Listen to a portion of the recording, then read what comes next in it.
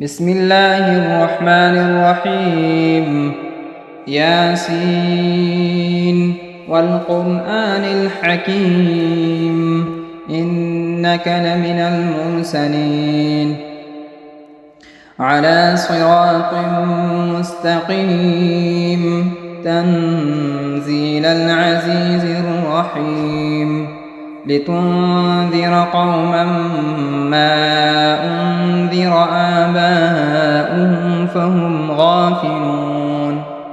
لقد حق القول على أكثرهم فهم لا يؤمنون إنا جعلنا في أعناقهم أغلالا فهي إلى الأذقان فهم مقمحون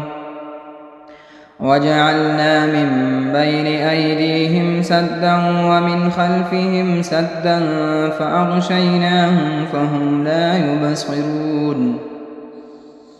وسواء عليهم أأنذرتهم أم لم تنذرهم لا يؤمنون إنما تنذر من اتبع الذكر وخشي الرحمن بالغيب فبشره بمغفرة وأجر كريم إنا نحن نحيي الموتى ونكتب ما قدموا وآثارهم وكل شيء أحصيناه في إمام مبين واضرب لهم مثلا أصحاب القرية إذ جاءها المرسلون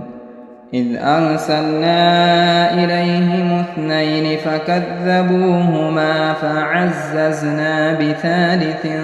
فقالوا إنا إليكم مرسلون قالوا ما أنتم إلا بشر مثلنا وما أنزل الرحمن من شيء إن أنتم إلا تكذبون قالوا ربنا يعلم إنا إليكم لمرسلون وما علينا إلا البلاغ المبين قالوا إنا تطيرنا بكم لئن لم تنتهوا لنرجمنكم وليمسنكم منا عذاب أليم قالوا طائركم معكم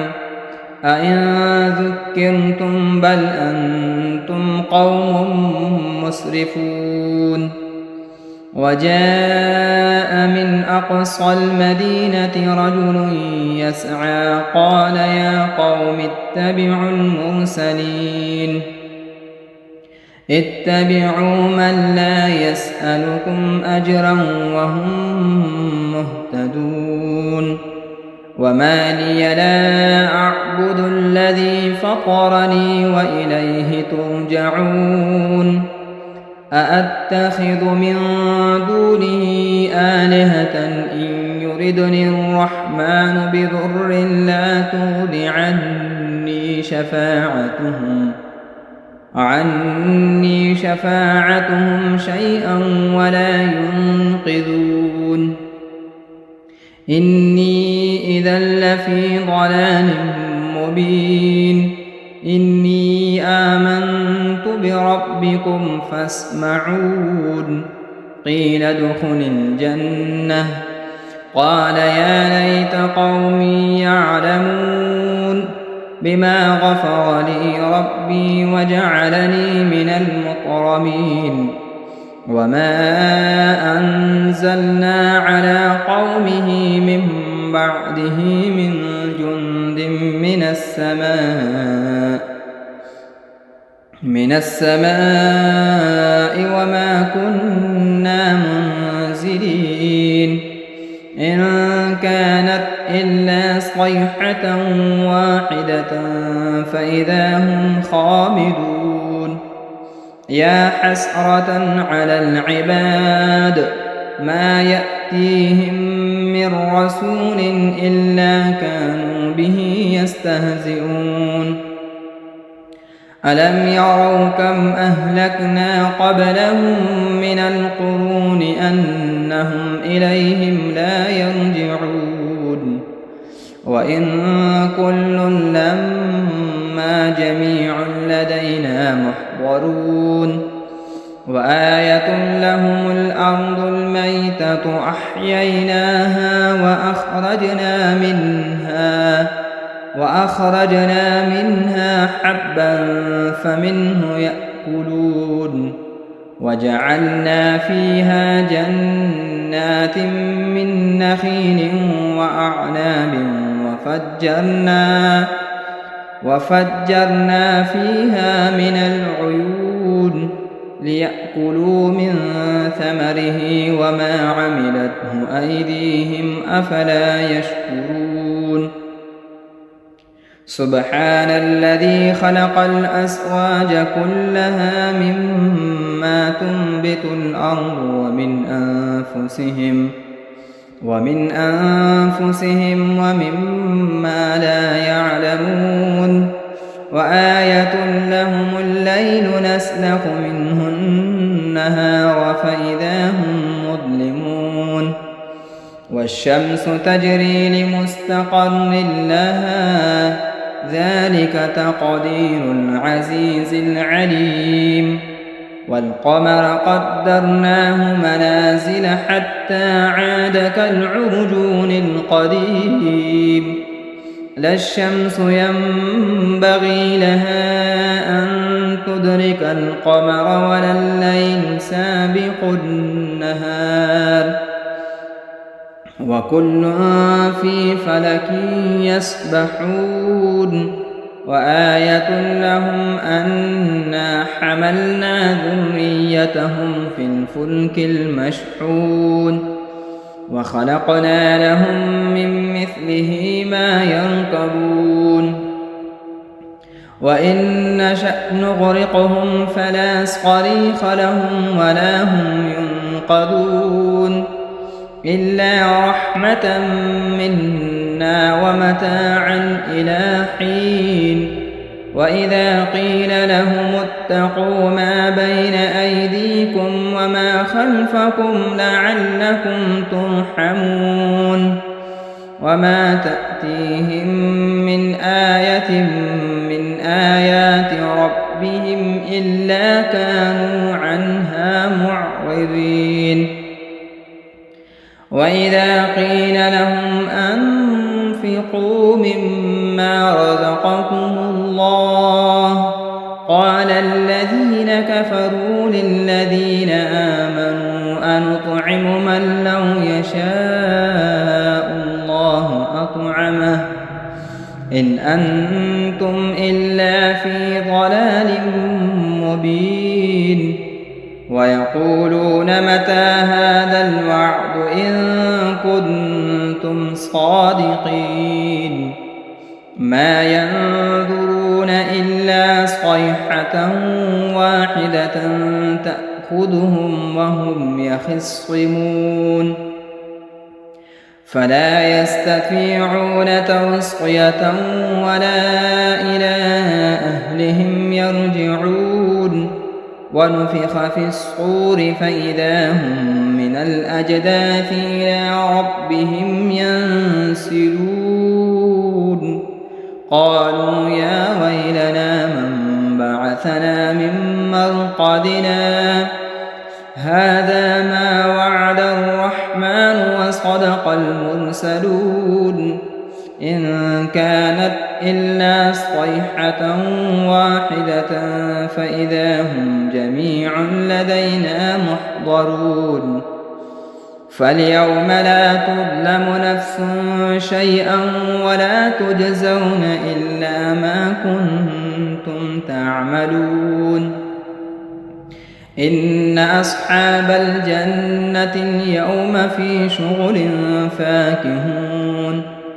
هم وأزواجهم في ظلال على الأرائك متكئون لهم فيها فاكهة ولهم ما يدعون سلام قولا من رب رحيم وامتازوا اليوم أيها المجرمون ألم أعهد إليكم يا بني آدم ألا تعبدوا الشيطان إنه لكم عدو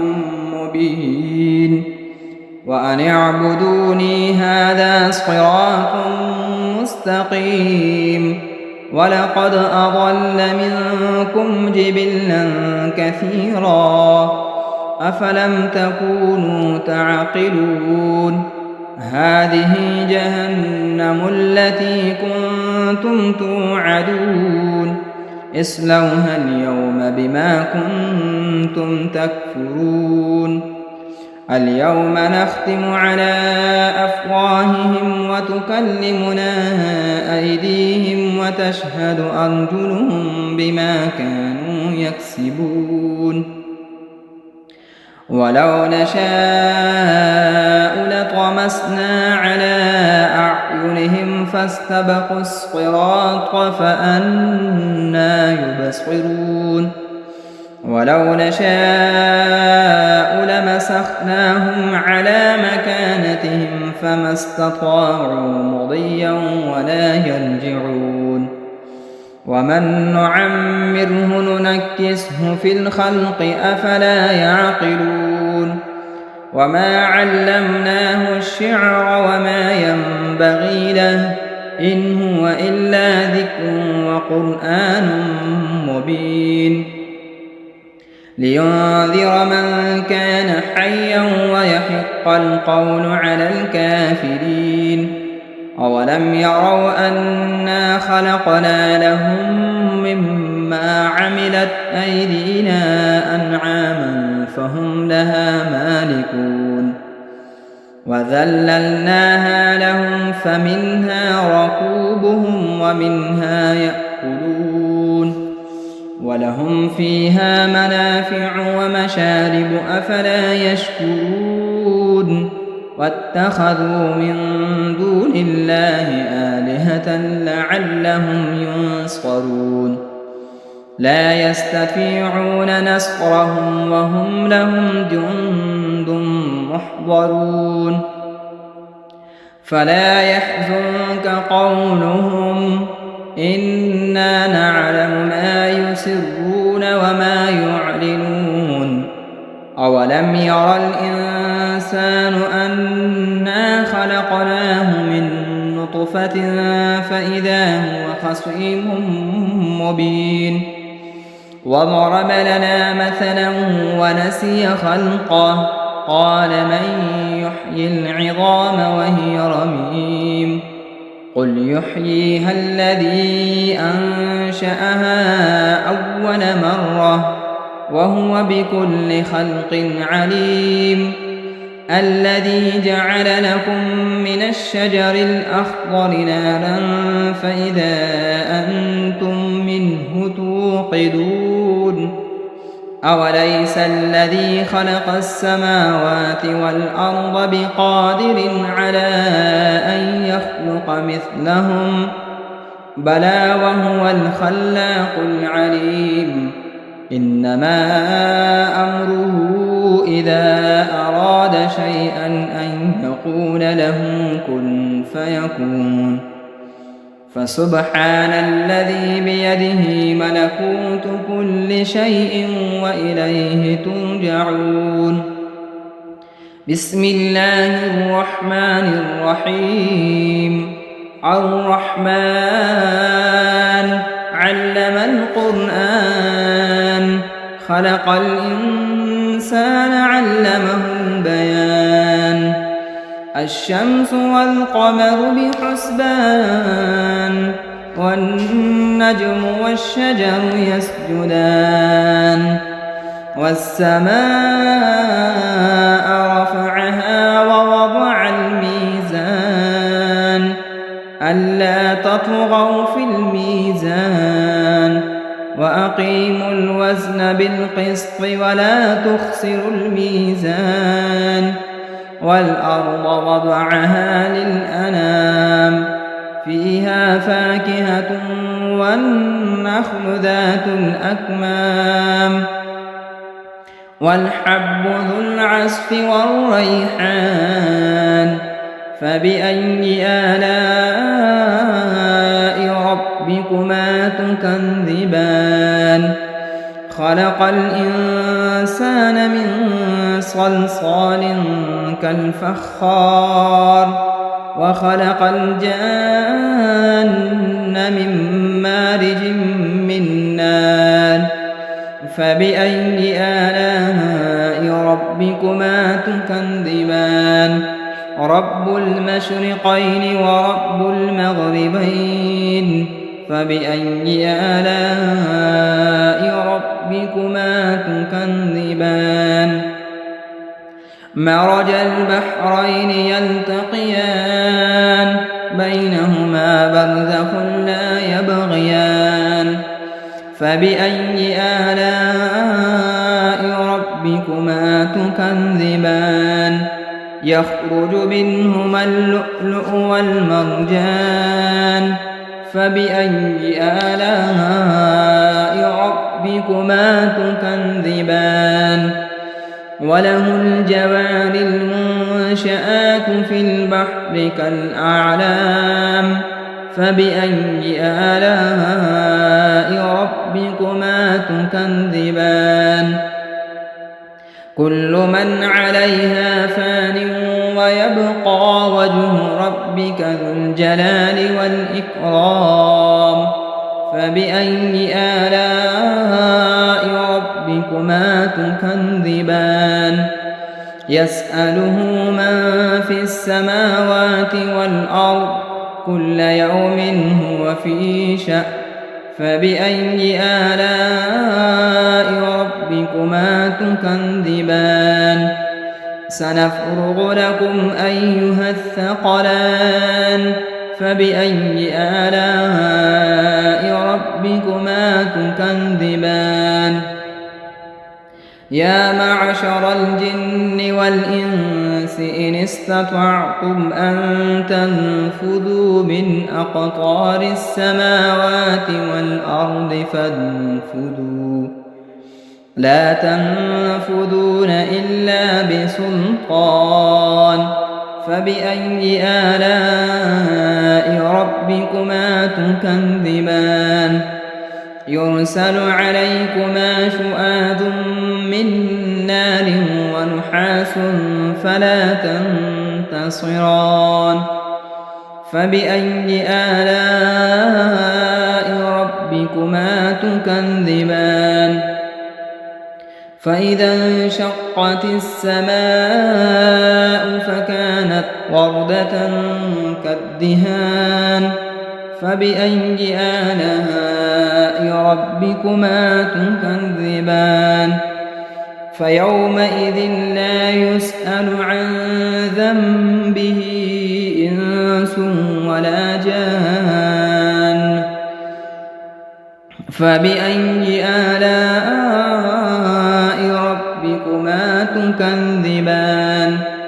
يعرف المجرمون بسيماهم فيؤخذ بالنواصي والأقدام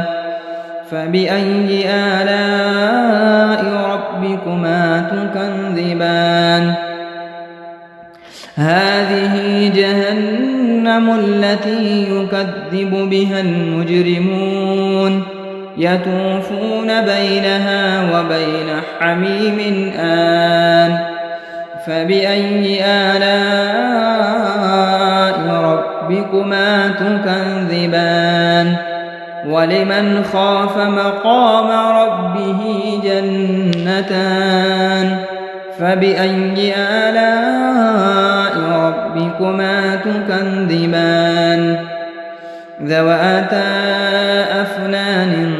فبأي آلاء ربكما تكذبان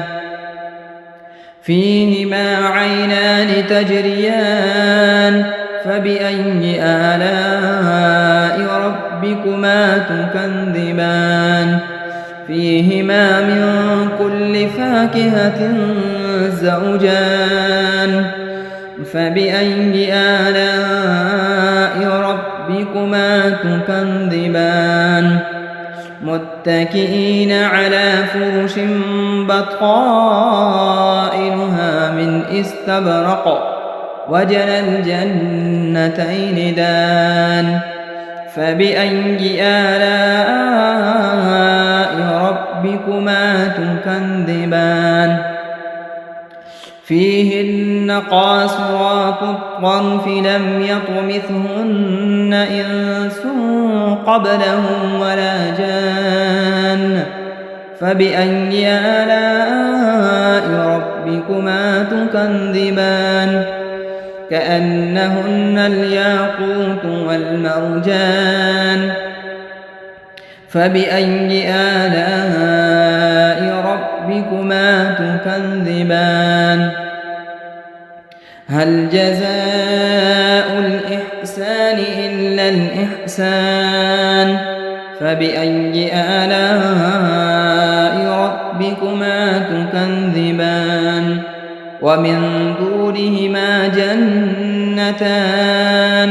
فبأي آلاء ربكما تكذبان مدهامتان فبأي آلاء ربكما تكذبان فيهما عينان نضاختان فبأي آلاء ربكما تكذبان فيهما فاكهة ونخل ورمان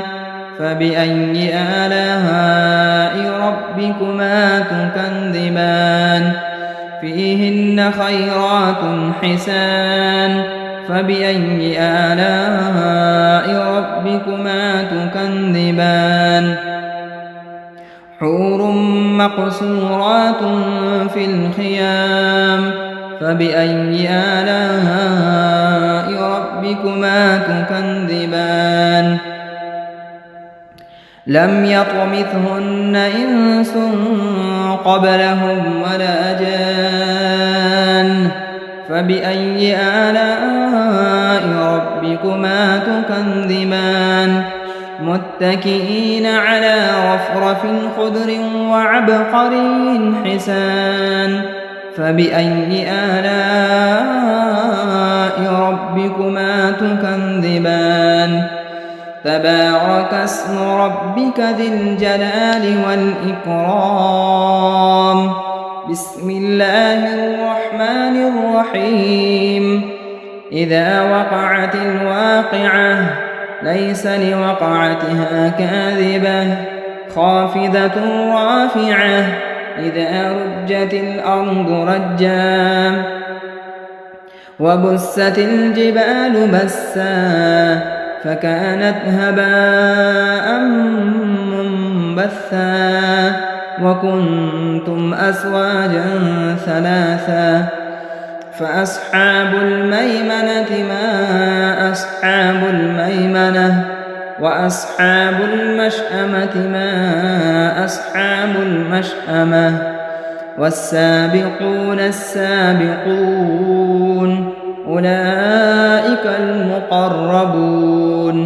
في جنات النعيم ثلة من الأولين وقليل من الآخرين على سرر موضونة متكئين عليها متقابلين يطوف عليهم ولدان مخلدون بأكواب وأباريق وكأس من معين لا يصدعون عنها ولا ينزفون وفاكهة مما يتخيرون ولحم طير مما يشتهون وحور عين كأمثال اللؤلؤ المكنون جزاء بما كانوا يعملون لا يسمعون فيها لغوا ولا تأثيما إلا قيلا سلاما سلاما. وأصحاب اليمين ما أصحاب اليمين في سدر مخضود وطلح منضود وظل ممدود وماء مسكوب وفاكهة كثيرة لا مقطوعة ولا ممنوعة وفرش مرفوعة إنا أنشأناهن إنشاء فجعلناهن أبكارا عربا أترابا لأصحاب اليمين ثلة من الأولين وثلة من الآخرين. وأصحاب الشمال ما أصحاب الشمال في سموم وحميم وظل من يحموم لا بارد ولا كريم إنهم كانوا قبل ذلك مترفين وكانوا يصرون على الحنث العظيم وكانوا يقولون أئذا متنا وكنا ترابا وعظاما أئنا لمبعوثون أوآباؤنا الأولون قل إن الأولين والآخرين لمجموعون إلى ميقات يوم معلوم ثم إنكم أيها الضالون المكذبون لآكلون من شجر من زقوم فمالئون منها البطون فشاربون عليه من الحميم فشاربون شرب الهيم هذا نزلهم يوم الدين نحن خلقناكم فلولا تصدقون أفرأيتم ما تمنون أأنتم تخلقونه أم نحن الخالقون نحن قدرنا بينكم الموت وما نحن بمسبوقين على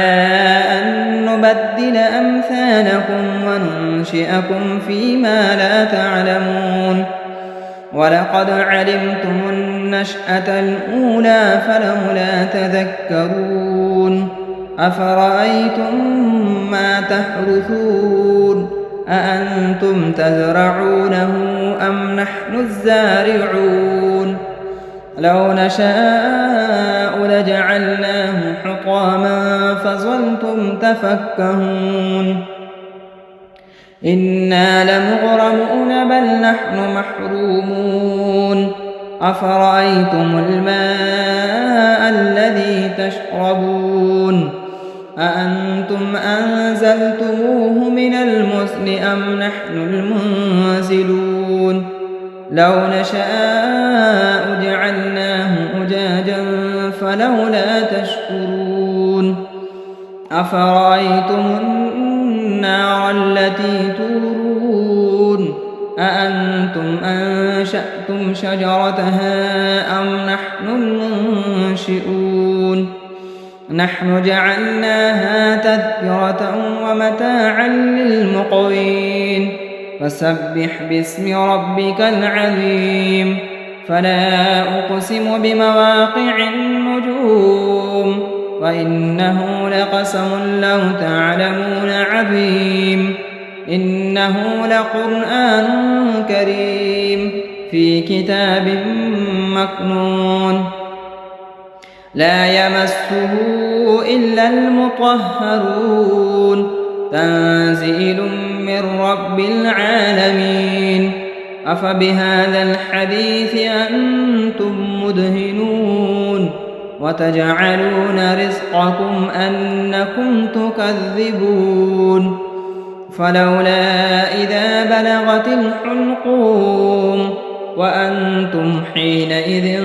تنظرون ونحن أقرب إليه منكم ولكن لا تبصرون فلولا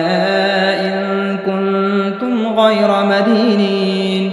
ارجعونها إن كنتم صادقين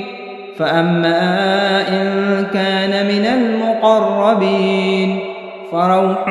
وريحان وجنة نعيم